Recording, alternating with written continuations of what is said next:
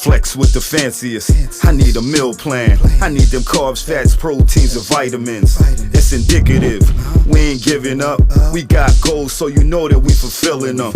How do you kill a lunge? Squat a burpee too. We talking hit, yeah, high intense intervals. Calories burning, talking cardio. My endomorphs know there's little room for marginal. For ectos and mezzos, her foot's on the pedal. You rockin' with the best, anybody else should settle.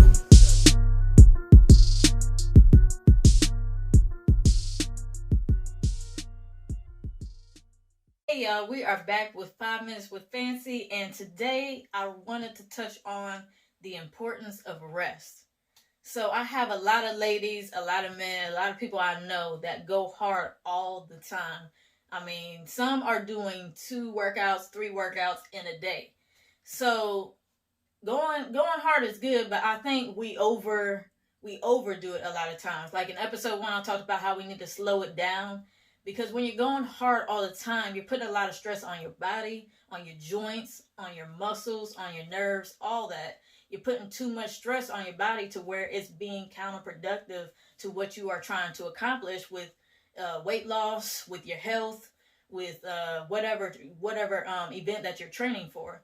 So recovery is a critical part of the process when it comes to working out, losing weight, or training for certain events, because the work that you put in on your body, you need to give it time to recover and rejuvenate. So those joints, if you're doing like more cardio intensive work, you're pounding on your joints, and you need to give yourself at least 1 to 2 days. Beginners may need 2 to 3 days of rest. Intermediate people who are training hard consistently, just 1 to 2 days would be adequate rest for you to give your body and your joints time to just recover, to rest, relax.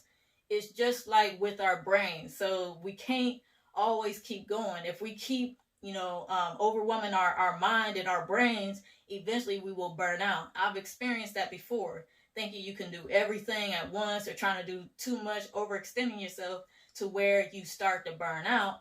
And at the end, it just turns out to be a bad result. So this is why it's so important. That's why, you get vacation days at your job and all this other stuff, because it is critical for us to recharge so that we can be at our best. We got to recover our mind. Same thing with our body. We can't treat our body any different. We got to give our body time to relax so that the work that we put in, that we're actually reaping the benefits and letting that work take effect during the recovery and rest process.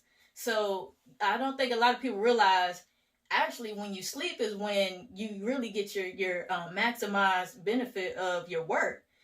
From your sleep, your muscles getting the recovery that they need. You're burning actually more of your calories and stuff at rest. And that's why rest is critical and sleep is critical when it comes to weight loss. So real quick, just like LeBron James, right? Just won his 4th title. 10 years since the Lakers won a championship for the franchise. LeBron is at his peak right now. At, I believe, he's about to be 36 years old, mid-30s, playing at his peak, right? And that's because he takes care of his body. He is taking the proper time to rest, to recover, which is critical and necessary, especially performing at that level. Yes, he pours a lot of money into his body, into his training regimen.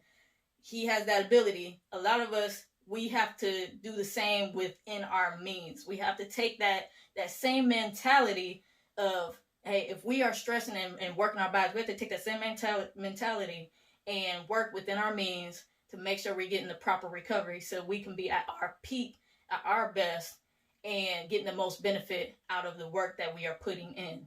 If you're doing cardio intensive work, take at least 1 to 2 days break so that you give your mind and your body's time to relax and recharge. If you're doing strength training, you should be doing a split type of workout anyways, to where you're doing different body parts a day. So you might do upper body one day, lower body the next day. You might get 2 or 3 days. Say if you do chest on Monday and you do chest on Thursday, well, you got a few days rest right there with that muscle group, upper body.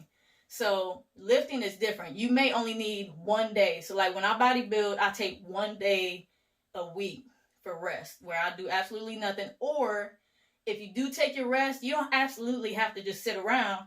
Soak, think about stretching, yoga. You could do low intensity workouts, or activities. So such as, like I said, stretching, yoga, walking, you got swimming, as long as it's not, intense. So you can take those days and just do something that's more relaxing, that's not as hard on your body, that will help you rejuvenate. Massage therapy, chiropractic care, those are all important for recovery and rest when we're pounding and stressing our bodies the way we are.